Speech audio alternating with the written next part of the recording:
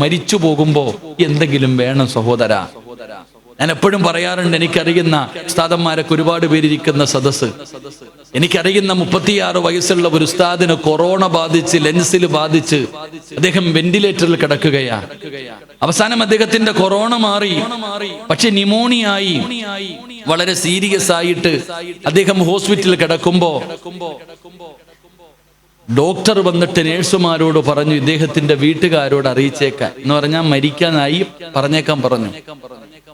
ഉസ്താദ് ഇത് കേട്ടുകൊണ്ട് കിടക്കുന്നുണ്ട്. 36 വയസ്സുള്ള മനുഷ്യനാ.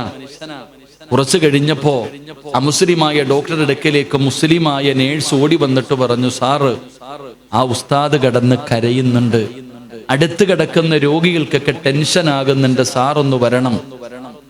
ഡോക്ടർ അടുത്തു ചെന്നു, ഉസ്താദിന്റെ അടുക്കൽ ചെന്നിട്ട് പറഞ്ഞു, ഞങ്ങൾ എല്ലാ മരുന്നുകളും ചെയ്തു, ഞങ്ങൾ ഒരുപാട് മരുന്നുകൾ ചെയ്തു, നിങ്ങൾ ഈ കിടന്ന സമയത്ത് കിടന്ന് കരയാതെ ഞങ്ങൾ പ്രാർത്ഥിക്കുന്നുണ്ട്, നിങ്ങളും പ്രാർത്ഥിക്ക്.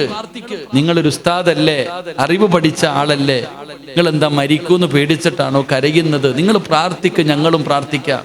ഉസ്താദ് പറഞ്ഞ മറുപടി, എനിക്ക് മരിക്കാൻ പേടിയൊന്നുമില്ല, എനിക്ക് മരിക്കാൻ പേടിയൊന്നുമില്ല. കാരണം എൻ്റെ ഉമ്മയുടെ വയറ്റിൽ കിടക്കുമ്പോഴേ അള്ളാഹു എൻ്റെ മരണം നിശ്ചയിച്ചിട്ടുണ്ട്, പിന്നെന്തിനാ ഞാൻ കരയുന്നേ?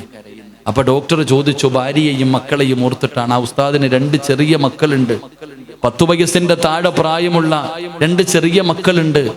ആ ഭാര്യയെയും മക്കളെയും ഓർത്തിട്ടാണോ? നിങ്ങൾക്ക് അവരെ കാണണോ? നിങ്ങൾക്ക് അവരെ കാണണോ? നിങ്ങൾ അതുകൊണ്ടാണോ കരയുന്നത്? അപ്പോഴും ഉസ്താദ്, അവർ ചോദിച്ചു, വീഡിയോ കോൾ വിളിക്കണോ? അപ്പോഴും ഉസ്താദ് പറഞ്ഞു, അല്ല, ഞാൻ എൻ്റെ ഭാര്യയെയും മക്കളെയും പിരിയുന്ന സങ്കടത്തിലല്ല കരയുന്നത്. അമുസ്ലിമായ ഡോക്ടർക്ക് അത്ഭുതമായി, പിന്നെന്തിനാ നിങ്ങൾ കരയുന്നേ? ഐസിയുവിൽ കിടക്കുന്ന ഉസ്താദ് പറഞ്ഞ മറുപടി പറഞ്ഞുകൊണ്ട് ഞാൻ നിർത്തുകയാ.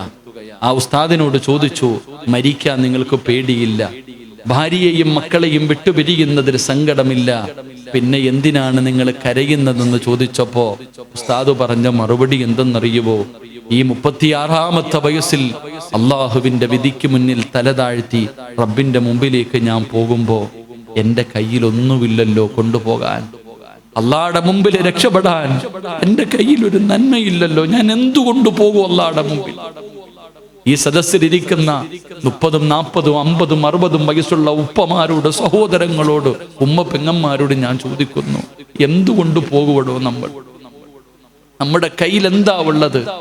എപ്പോ വേണമെങ്കിലും മരണം വരുമല്ലോ. തുഅമ്മീലു ഫിദ്ദുനിയാ തവീലൻ വലാ തദരി ഇലാ ജന്ന ലൈലുൻ ഹൽ തഈശു ഇലൽ ഫജ്ർ വകം മിൻ സ്വഹീഹിൻ മാത മിൻ ഗൈരി ഇല്ലതി വകം മിൻ മരീദിൻ ആശ ദഹ്റൻ അലാ ദഹ്രി.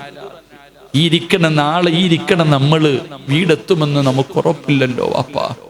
ഒരു രോഗവുമില്ലാത്തവൻ വീണ് വീണ് മരിച്ചു പോകുന്നല്ലോ വാപ്പ. നീ എന്ത് ചിന്തിക്കാത്ത? നിന്റെ മുടി നരച്ചു, നീ രോഗിയായി, നിന്റെ അരിയും മരിച്ചു, നിന്റെ കൂടെ പഠിച്ചവൻ മരിച്ചു, നിന്റെ കുടുംബക്കാരൻ മരിച്ചു, എത്ര മയ്യത്ത് നീ കണ്ടു, എന്നിട്ടും നിനക്ക് ബോധമില്ലല്ലോ.